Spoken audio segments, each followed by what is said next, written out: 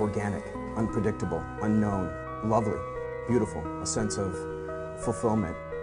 This is part of the pleasures of life and not the chores of life.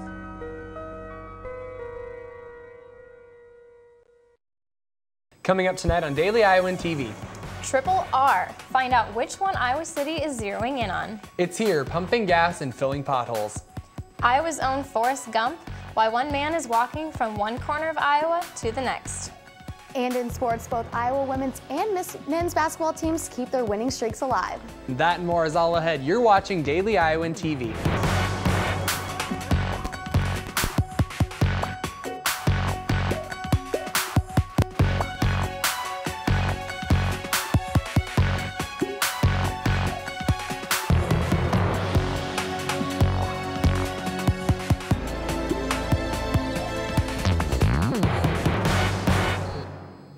Good evening and thanks for joining us. I'm Katie Sextro. And I'm Cole Johnson. Well, if you weren't pulling up to the pump yesterday, you're probably kicking yourself for it today. Our top story tonight, Iowa's 10-cent gas tax has officially taken effect across the state, and it had Iowans scrambling to top off their tanks all weekend. The tax is aimed at improving road and bridge conditions in Iowa. Drivers filling up over the next year are expected to hand over more than $200 million to the state transportation department. That's a hike that hasn't happened for over 25 years. The bipartisan bill moved swiftly through the State House and onto Governor Branstad's desk, where he signed it less than a day later. The change comes in an unfortunate time for Iowans, though, as nationwide gas prices are climbing as well. Iowa's gas tax sets the stage for 11 other states who are currently considering one for themselves. A new poll shows Iowans are warming up to the idea of legalizing marijuana. The Des Moines Register conducted the poll, which asked Iowa adults if the state should allow use of the drug. Results show nearly 70% of Iowans are ready to okay marijuana for medical relief. That's up 11% from last year. Meanwhile, support of recreational use remains steady at just 30%. You probably see this circle of arrows and can't help but think of the popularized mantra, reduce, reuse, recycle. But often, landfill officials say that first R, reduce, is underrated. And in reality, it is the most powerful R of the three. So in a tale much like Rudolph, Santa's forgotten reindeer, Iowa City landfill workers are bringing reduce the attention they say it deserves. That's because landfill operators say food waste alone contributes about 18,000 tons to our landfill each year. At events throughout the month, residents can pick up their free countertop collection bins. And this is really just part of a much larger effort to reduce across all of Iowa City. That's right, Katie. Landfill workers aren't the only ones focusing on that forgotten R this month. Others are jumping on board to help as well, and by others, I mean the sun. Last week, the city announced it received a DNR grant to purchase solar-powered trash bins for the streets of Iowa City. The containers will use the power of our largest star to compost trash and recycling waste. The bins will be installed throughout downtown Iowa City starting this spring. It's been a record-breaking month across Iowa as far as those temps go, and now the numbers are in. Last February will be the 9th coldest in the last 143 years, as well as the top 10 snowiest in the last 128. But there is a break coming. Today's temps reached about 28 degrees, but the 13-mile-an-hour winds made it feel more like 23. Tomorrow will stay about the same, with 7 degrees in the morning and climbing to about 27 in the afternoon. Tomorrow night should stay above 25. I'll be back later with your extended forecast. All right, thanks, Mitch. A struggle is emerging for those who grow and prepare our food, and the University of Iowa plays a role in bringing light to it. Here's more. Injustice on Our Plates was the theme that drew participants from all sorts of backgrounds to the UI campus on Saturday. The event aimed to bring different perspectives on the issue of food worker injustice together for discussion. What we're trying to do is get people in the room who are from those various communities, environmental, local food, worker justice, to think, it's really the beginning of what hopefully is a much longer dialogue and conversation. While the conversation surrounding this issue is diverse, many can agree on a few central issues that are driving the larger problem. I think it's because of money. You know, I mean, profits, everybody is into profits and money these days, and it's so easy. But why is it so easy? Experts say that the large number of undocumented workers in the food industry makes it simple for owners to take advantage. I mean, you know, they don't have a voice, and if they are being mistreated, who do they go to? Organizers of the event hoped to raise awareness for the obstacles surrounding food worker injustice, as well as connect community members interested in resolving the issue. Hopefully people having had access to that information today, and also having the opportunity to meet people from other groups, can carry that work forward and potentially come out of here with new ideas, but also new relationships and new contacts that they can build on. Meanwhile, the race to up compensation for America's retail workers is also heating up. It was Walmart who set the stage last month by raising pay for its lowest paid workers. Come April, they'll pay $9 an hour, a significant raise from the federal minimum wage of $7.25.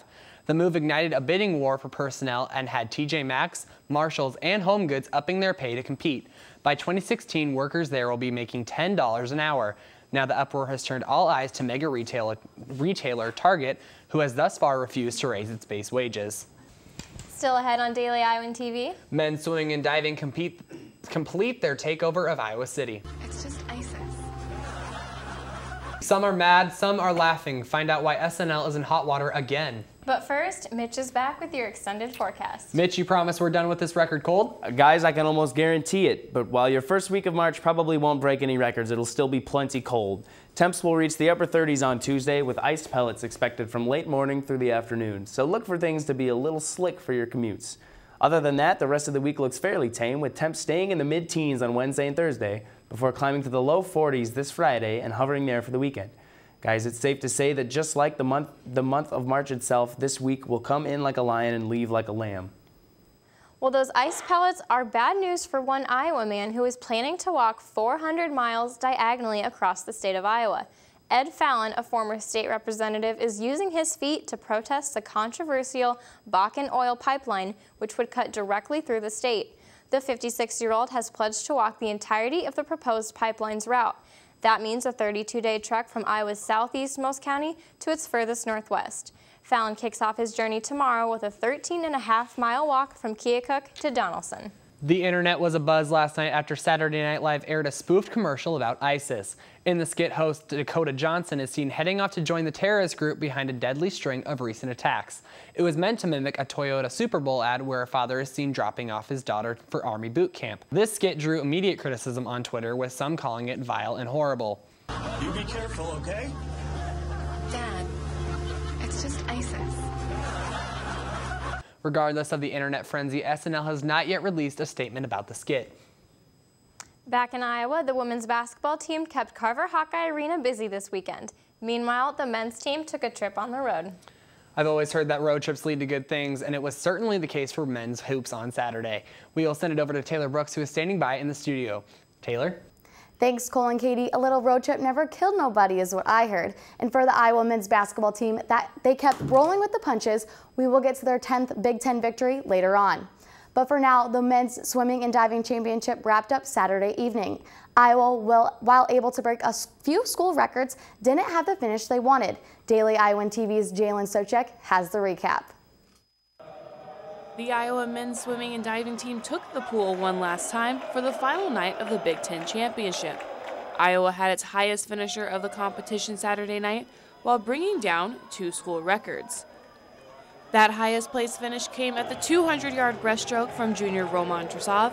Trusov led the race at the 150 mark but was out-touched to place 4th overall, but grabbed a new Iowa record of 1 minute, 54.5 seconds. Roman had an outstanding meet. I mean, he crushed the school record. And tonight, I mean, he's within inches of pulling out a victory in a really gutsy, in a tough field in that 200 breast. So proud of the way he raced. And I tell you, that's good things are to come for him. Sophomore diver Addison Bolshot also highlighted the night, giving the Hawkeyes 13 points with a 6th place finish in the platform event with a score of 387.2 points. An event he had no experience in prior to his college career. You know, that's a testament to him and his just hard work and character and stick-to-itiveness. In Saturday's preliminary competition, Bolshot broke his own school record, diving to a score of 394.55 points. Iowa finished just 8th overall out of 10 teams at 230.5 points, just 1.5 points away from a 7th place finish. Michigan winning by a landslide at 760 points, for their 5th straight conference title. Left with a little bitter taste in our mouth with basically getting touched out for that 7th place finish. But I think overall, looking forward, the future's bright. The team is already focusing on what's up next to come, the NCAA championships, where they expect to have the most qualifiers in recent years. Jalen Socek, Daily Iowan TV Sports. The Hawkeyes will also play host to the 2015 NCAA Championships. That event will take place on March 26th through the 28th. Tickets have already been sold out. Outside of the water, but still right here in Iowa City, the women's basketball team wrapped up their final regular season games here in Iowa City. But for 4 Iowa seniors, their time is slowly coming to an end. But they will take with them memories forever. Jordan Maloney has the story. With the regular season coming to a close, the Iowa women's basketball team finished their final 2 games at home this weekend. Despite their record-setting season of home victories, the final games are bittersweet for seniors Samantha Logic, Melissa Dixon, Bethany Doolittle, and Catherine Reynolds, who are saying goodbye to their home court at Carver Hawkeye Arena. To be together again, again for one more time as 4 seniors, it's something that's special. As a testament to their nickname, the Core 4, these seniors are a dominant factor in the team's success, making it difficult for the team and Coach Lisa Bluter to imagine playing without the senior quartet. Give a great finish to these 4 seniors who really, really deserve it. I think we'll have a great crowd because I think people admire so much of what these women have done on and off the court. We have 3 1,000-point scores leaving us. While they continue breaking records, these veterans are leaders both on and off the court. Point guard Samantha Logic was one of 2 Hawkeyes to recently make the list of 15 academic All-Americans in the nation.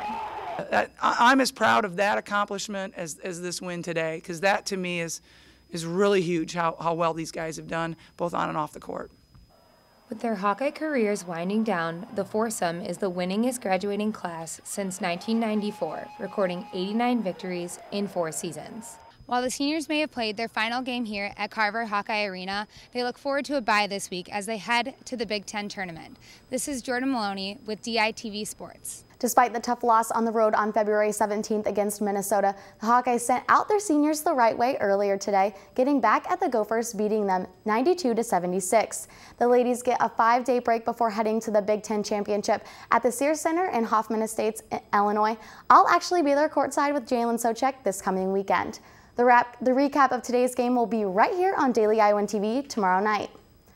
Iowa men's hoops escaped a potential heartbreaker yesterday at Penn State, but one lazy inbound pass by the Nittany Lions helped Iowa win in overtime 81-77. This is what head coach Fran McCaffrey had to say about the road win. It's a grinded out game. It ends up 81-77, but it was in the 50s it seemed like it was going to be in the 50s. But that's what every game is in this league. Every team is different. Some teams have more offensive firepower. Some teams are quicker. Some teams are deeper. Some teams are more experienced, and the environments are always difficult on the road.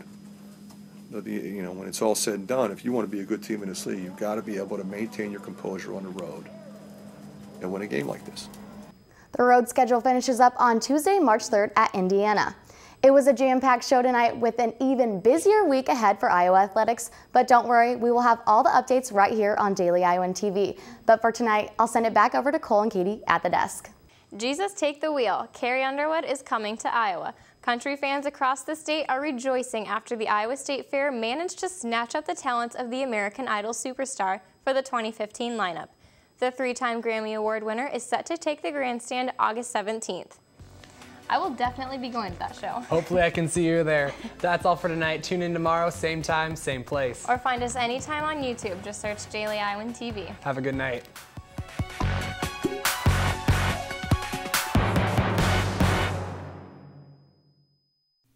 Can't pick up a copy of the Daily Iowan? Are you worried about how you're going to find out about the latest news in Iowa City and the University of Iowa? Well, look no further. You can download the Daily Iowan mobile app on your iPhone for the area's best news coverage. And you can also read and watch us on your iPad.